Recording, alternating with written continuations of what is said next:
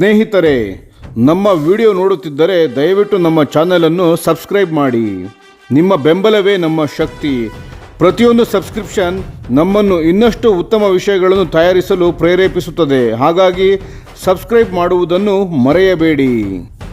Operation Sindoor ನಂತರ ಭಾರತೀಯ ವಾಯುಪಡೆಗೆ 55ರಿಂದ 60 ಸ್ಕ್ವಾಡ್ರನ್ ಬಲದ ಬೇಡಿಕೆ ಬಂದಿದೆ. AWACS, AWACS ಮತ್ತು FRA ಸಂಪನ್ಮೂಲಗಳ ಹೆಚ್ಚಳಕ್ಕೆ ಚಿತ್ತ. ನಮಸ್ಕಾರ ಗೆಳೆಯರೇ, ದೇಶ ಪ್ರೇಮಿಗಳೇ, ನಿಮ್ಮೆಲ್ಲರಿಗೂ ನಮ್ಮ ಚಾನಲ್ಗೆ ಸ್ವಾಗತ.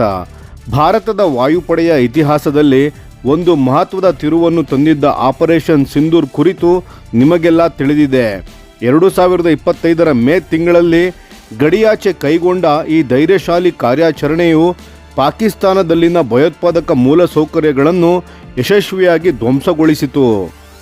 ಈ ಕಾರ್ಯಾಚರಣೆಯ ಬೆನ್ನಲ್ಲೇ ಭಾರತೀಯ ವಾಯುಪಡೆಯು ತನ್ನ ಶಕ್ತಿ ಮತ್ತು ಸಾಮರ್ಥ್ಯವನ್ನು ಮರುಸಂರಚಿಸಲು ಬೃಹತ್ ಹೆಜ್ಜೆ ಇಡುತ್ತಿದೆ. ಚೀನಾ ಮತ್ತು ಪಾಕಿಸ್ತಾನದಿಂದ ಎದುರಾಗಬಹುದಾದ ಏಕಕಾಲಿಕ ಎರಡು ರಂಗದಲ್ಲಿನ ಯುದ್ಧ ಬೆದರಿಕೆಯನ್ನು ಟೂ ಫ್ರಂಟ್ ಥ್ರೆಟ್ ದೃಢವಾಗಿ ಎದುರಿಸಲು ವಾಯುಪಡೆಯು ಈಗ ಸನ್ನದ್ಧವಾಗುತ್ತಿದೆ. ಸ್ಕ್ವಾಡ್ರನ್ ಸಾಮರ್ಥ್ಯ ಹೆಚ್ಚಳ 42ರಿಂದ 60ಕ್ಕೆ. IAF ತನ್ನ ಅನುಮೋದಿತ ಸ್ಕ್ವಾಡ್ರನ್ ಬಲವನ್ನು ಈಗಿನ 42ರಿಂದ 55 ಅಥವಾ 60ಕ್ಕೆ ಹೆಚ್ಚಿಸುವಂತೆ ಕೇಂದ್ರ ಸರ್ಕಾರಕ್ಕೆ ಪ್ರಸ್ತಾವನೆ ಸಲ್ಲಿಸಿದೆ. ಹೆಚ್ಚುತ್ತಿರುವ ಪ್ರಾದೇಶಿಕ ಉದ್ವಿಗ್ನತೆಗಳ ನಡುವೆ ವಾಯು ಪ್ರಾಬಲ್ಯವನ್ನು ಮರಳಿ ಪಡೆಯಲು ಈ ಮಹತ್ವಾಕಾಂಕ್ಷೆಯ ಯೋಜನೆ ರೂಪಿಸಲಾಗಿದೆ. ಆಪರೇಷನ್ ಸಿಂಧೂರ್ನ ನಂತರದ ಆಂತರಿಕ ಮೌಲ್ಯಮಾಪನಗಳಲ್ಲಿ ಕೇವಲ ಯುದ್ಧ ವಿಮಾನಗಳ ಸಂಖ್ಯೆ ಹೆಚ್ಚಳ ಮಾತ್ರವಲ್ಲದೆ ಕಾರ್ಯಾಚರಣೆಗಳ ಸಾಮರ್ಥ್ಯವನ್ನು ಗುಣಿಸುವ ಶಕ್ತಿಶಾಲಿ ಸಹಾಯಕ ಸಂಪನ್ಮೂಲಗಳ ಫೋರ್ಸ್ ಮಲ್ಟಿಪ್ಲೇಯರ್ಸ್ ಅಗತ್ಯವನ್ನು ಒತ್ತಿ ಹೇಳಲಾಗಿದೆ. ಇದರಲ್ಲಿ ಪ್ರಮುಖವಾಗಿ ಏರ್ಬೋರ್ನೆ ವಾರ್ನಿಂಗ್ ಮತ್ತು ಕಂಟ್ರೋಲ್ ಸಿಸ್ಟಮ್ಸ್ AWACS ಮತ್ತು ಫ್ಲೈಟ್ ರಿಫ್ಯೂಲಿಂಗ್ ಏರ್ಕ್ರಾಫ್ಟ್ಗಳು FRA ಸೇರಿವೆ. ನಮ್ಮ ಜೊತೆ ಮಾತನಾಡಿದ ಹಿರಿಯ IAF ಅಧಿಕಾರಿಗಳಲ್ಲೊಬ್ಬರು, ರಕ್ಷಣಾ ಸಚಿವಾಲಯವು ಈ ವಿಸ್ತರಣೆಗೆ ಒಪ್ಪಿಗೆ ನೀಡಿದರೆ ಈ ಎಲ್ಲ ಸಹಾಯಕ ಸಂಪನ್ಮೂಲಗಳ ಮೇಲೆ ಹೆಚ್ಚಿನ ಗಮನ ನೀಡಬೇಕಾಗುತ್ತದೆ ಎಂದು ತಿಳಿಸಿದ್ದಾರೆ. ಈ ಇನೇಬಲರ್ಸ್ಗಳಿದ್ದರೆ ಮಾತ್ರ ವಿಶಾಲ ಕದನ ರಂಗಗಳಲ್ಲಿ ನಿರಂತರವಾಗಿ ಕಾರ್ಯಾಚರಣೆಗಳನ್ನು ನಿರ್ವಹಿಸಲು ಸಾಧ್ಯವಾಗುತ್ತದೆ. ಆಪರೇಷನ್ ಸಿಂಧೂರ್ ಕಲಿಸಿದ ಪಾಠ. ವಾಯುಪಡೆ ಮುಖ್ಯಸ್ಥರಾದ air chief marshal AP Singh ಅವರು ಆಪರೇಷನ್ ಸಿಂಧೂರನ್ನು ಈ ವರ್ಷದ ಅತ್ಯುನ್ನತ ಸಾಧನೆ ಎಂದು ಬಣ್ಣಿಸಿದ್ದಾರೆ. ಈ ಕಾರ್ಯಾಚರಣೆಯು ದಾಖಲೆಯ 300 ಕಿಲೋಮೀಟರ್ನ ಅತ್ಯಂತ ದೂರದ ದಾಳಿಯ ಲಾಂಗೆಸ್ಟ್ ಕಿಲ್ ಯಶಸ್ಸನ್ನು ಕಂಡಿತು. ಆದರೆ ಈ ಯಶಸ್ಸಿನ ನಡುವೆಯೂ ನಿಜವಾದ ಸಮಯದ ಕಣ್ಗಾವಲು, ರಿಯಲ್ ಟೈಮ್ ಸರ್ವಿಲೆನ್ಸ್ ಮತ್ತು ದೀರ್ಘ ಶ್ರೇಣಿಯ ದಾಳಿಗಳಲ್ಲಿನ ಕೆಲವು ನ್ಯೂನತೆಗಳು ಬಯಲಾದವು. ಇದು ವಾಯುಪಡೆಯ ತುರ್ತು ಪರಿಶೀಲನೆಗೆ ಕಾರಣವಾಯಿತು. ಸದ್ಯ IAF ನಿಜವಾದ ಯುದ್ಧ ಸಾಮರ್ಥ್ಯವು 29ರಿಂದ 31 ಸ್ಕ್ವಾಡ್ರನ್ಗಳ ಆಸುಪಾಸಿನಲ್ಲಿದೆ. ಚೀನಾದ ಬೆದರಿಕೆ ಬರುವ ಮೊದಲೇ ನಿಗದಿಪಡಿಸಲಾದ 42 ಸ್ಕ್ವಾಡ್ರನ್ಗಳ ಗುರಿಗಿಂತ ಇದು ಬಹಳ ಕಡಿಮೆಯಾಗಿದೆ. ಹಾಗಾಗಿ ಹೊಸ ನೀಲ ನಕಾಶೆಯು ಸುಮಾರು 30ರಿಂದ 35ರಷ್ಟು ಬಲ ಹೆಚ್ಚಳವನ್ನು, ಅಂದರೆ 864ರಿಂದ 1080 ಯುದ್ಧ ವಿಮಾನಗಳನ್ನು ಸೇರಿಸುವ ಗುರಿ ಹೊಂದಿದೆ.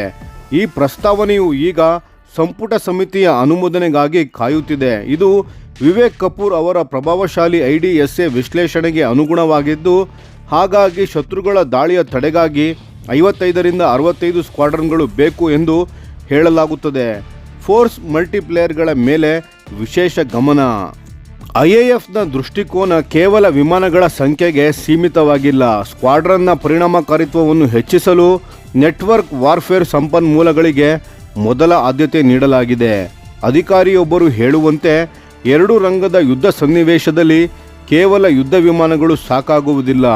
ನಮಗೆ ಆಕಾಶದಲ್ಲಿ ಕಣ್ಣುಗಳು ಮತ್ತು ದೀರ್ಘಾವಧಿಯ ರೆಕ್ಕೆಗಳು ಬೇಕು. ಇಲ್ಲಿ AWACS, AWACSಗಳು 360 ಡಿಗ್ರಿ ಯುದ್ಧಭೂಮಿ ಅರಿವನ್ನು ನೀಡಿದರೆ, FRA ವಿಮಾನಗಳು ಯಾವುದೇ ತಡೆಯಿಲ್ಲದೆ ಶತ್ರು ಪ್ರದೇಶದಲ್ಲಿ ಆಳವಾದ ನುಗ್ಗುವಿಕೆ ಡೀಪ್ ಪೆನೆಟ್ರೇಷನ್ ಕಾರ್ಯಾಚರಣೆಗಳನ್ನು ಸುಗಮಗೊಳಿಸುತ್ತವೆ.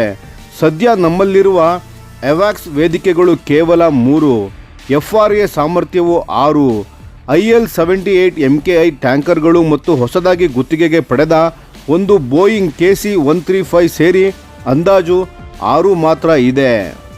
ನಿವೃತ್ತಿಗಳು ಮತ್ತು ನಿರ್ವಹಣಾ ಕೆಲಸಗಳಿಂದಾಗಿ ಈ ಸಣ್ಣ ಪಡೆ ಬಹಳಷ್ಟು ಒತ್ತಡದಲ್ಲಿದೆ. AWACS ಮತ್ತು FRA ಹೆಚ್ಚಳದ ಅಗತ್ಯ ತಕ್ಷಣದ ಕೊರತೆಗಳನ್ನು ನೀಗಿಸಲು ಐಎಎಫ್ 12 ಹೆಚ್ಚುವರಿ ಅವಾಕ್ಸ್ಗಳ ಖರೀದಿ ಪ್ರಕ್ರಿಯೆಯನ್ನು ವೇಗಗೊಳಿಸುತ್ತಿದೆ. ಇವುಗಳು DRDOನ ಸ್ಥಳೀಯ ನೇತ್ರ MK1A ಅಥವಾ ಸಾಬ್ 340 ಆಧಾರಿತ ವೇದಿಕೆಗಳಾಗಿರಬಹುದು.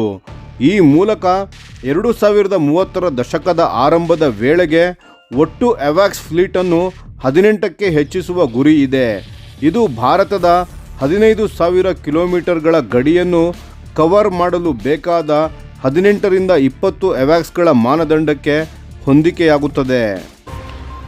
ಆದರೆ ಸ್ಕ್ವಾಡ್ರನ್ ಸಾಮರ್ಥ್ಯವನ್ನು 55ರಿಂದ 60ಕ್ಕೆ ಹೆಚ್ಚಿಸಿದರೆ ಈ ಸಹಾಯಕ ಸಂಪನ್ಮೂಲಗಳನ್ನು ಸಹ ಹೆಚ್ಚಿಸುವುದು ಅನಿವಾರ್ಯವಾಗಲಿದೆ. 42 ಸ್ಕ್ವಾಡ್ರನ್ಗಳಿಗೆ 18 ಅವಾಕ್ಸ್ಗಳು, ಪ್ರತಿ 2.3 ಸ್ಕ್ವಾಡ್ರನ್ಗೆ 1 ಅವಾಕ್ಸ್ ಮತ್ತು 12 FRAಗಳ ಮಾನದಂಡವನ್ನು ಆಧರಿಸಿ 55 ಸ್ಕ್ವಾಡ್ರನ್ಗಳಿಗೆ 31% ಹೆಚ್ಚಳ, ಅಂದಾಜು 24 ಅವಾಕ್ಸ್ಗಳು ಮತ್ತು 16 FRAಗಳ ಅಗತ್ಯವಿದೆ. ಇದು LAC ಮತ್ತು LOCಗಳ ಮೇಲೆ ನಿರಂತರ ಕಣ್ಗಾವಲನ್ನು ಖಚಿತಪಡಿಸುತ್ತದೆ. 60 ಸ್ಕ್ವಾಡ್ರನ್ಗಳಿಗೆ 43% ಹೆಚ್ಚಳ, ಅಂದಾಜು 26 ಅವಾಕ್ಸ್ಗಳು ಮತ್ತು 18 FRAಗಳ ಅಗತ್ಯವಿದೆ. ಇದು ಯಾವುದೇ ನಷ್ಟ ಅಥವಾ ಕಾರ್ಯಾಚರಣೆಯ ಅಡೆತಡೆಗಳನ್ನು ನಿವಾರಿಸಲು ಸಹಾಯ ಮಾಡುತ್ತದೆ. ಪ್ರತಿ ಹೆಚ್ಚುವರಿ ಸ್ಕ್ವಾಡ್ರನ್ ಯುದ್ಧಭೂಮಿಯ ಸಂಕೀರ್ಣತೆಯನ್ನು ಹೆಚ್ಚಿಸುವುದರಿಂದ ನಿರಂತರ ಶ್ರೇಷ್ಠತೆಗಾಗಿ 20ರಿಂದ 30ರಷ್ಟು ಹೆಚ್ಚು ಸಹಾಯಕಗಳನ್ನು ಎನೇಬಲರ್ಸ್ಗಳನ್ನು ನಿಯೋಜಿಸಬೇಕಾಗುತ್ತದೆ ಎಂಬುದು ಐಎಎಫ್ನ ಕಾರ್ಯಾಚರಣೆಯ ಲೆಕ್ಕಾಚಾರವಾಗಿದೆ. ವೆಚ್ಚ ಮತ್ತು ತಂತ್ರಜ್ಞಾನ. ಈ ವಿಸ್ತರಣೆಗೆ ಬೃಹತ್ ಆರ್ಥಿಕ ವೆಚ್ಚ ತಗುಲುತ್ತದೆ. 55 ಸ್ಕ್ವಾಡ್ರನ್ ರಚನೆಯು ಯುದ್ಧ ವಿಮಾನಗಳಿಗಾಗಿ ತಗುಲುವ $100 ಬಿಲಿಯನ್ ಹೆಚ್ಚಿನ ಮೊತ್ತದ ಮೇಲೆ ಸಹಾಯಕ ಸಂಪನ್ಮೂಲಗಳಿಗಾಗಿ $5ರಿಂದ $7 ಬಿಲಿಯನ್ ಹೆಚ್ಚುವರಿ ವೆಚ್ಚವನ್ನು ಸೇರಿಸಬಹುದು.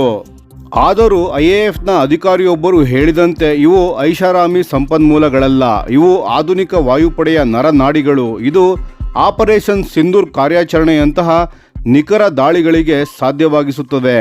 ಭವಿಷ್ಯದಲ್ಲಿ ಐಎಎಫ್ ಈಗಿರುವ ಸಂಪನ್ಮೂಲಗಳ ಮಧ್ಯೆ ನವೀಕರಣಗಳತ್ತಲೂ ದೃಷ್ಟಿ ನೆಟ್ಟಿದೆ. ಅವಾಕ್ಸ್ಗಳಿಗೆ AESA ರೆಡಾರ್ ಸುಧಾರಣೆಗಳು ಮತ್ತು ರಫೇಲ್ ಹಾಗೂ ತೇಜಸ್ ಫ್ಲೀಟ್ಗಳೊಂದಿಗೆ ಪರಸ್ಪರ ಕಾರ್ಯನಿರ್ವಹಿಸಲು FRAಗಳಿಗೆ ಸ್ಟ್ಯಾಂಡರ್ಡೈಸೇಷನ್ ಮಾಡುವುದು ಇವುಗಳಲ್ಲಿ ಪ್ರಮುಖವಾಗಿದೆ. ಐಎಎಫ್ನ ದಿಟ್ಟ ನಿರ್ಧಾರವು ಭಾರತದ ಭದ್ರತಾ ಪರಿಸರದಲ್ಲಿ ಹೊಸ ಮೈಲಿಗಲ್ಲನ್ನು ಸ್ಥಾಪಿಸಲಿದೆ. ಈ ಬಗ್ಗೆ ನಿಮ್ಮ ಅನಿಸಿಕೆಗಳೇನು? ಕಾಮೆಂಟ್ಗಳಲ್ಲಿ ನಮಗೆ ತಿಳಿಸಿ. ನಮ್ಮ ವಿಡಿಯೋಗೆ ಲೈಕ್ ಮಾಡಿ, ನಮ್ಮ ಚಾನಲ್ಗೆ ಸಬ್ಸ್ಕ್ರೈಬ್ ಮಾಡಿ, ಬೆಲ್ ಐಕಾನ್ ಒತ್ತಿ. ಯಾವ ಅಪ್ಡೇಟ್ಗೂ ಮಿಸ್ ಆಗಬೇಡಿ. ಡಿಫೆನ್ಸ್ ಸುದ್ದಿಗಳನ್ನು ತ್ವರಿತವಾಗಿ ಪಡೆಯಿರಿ.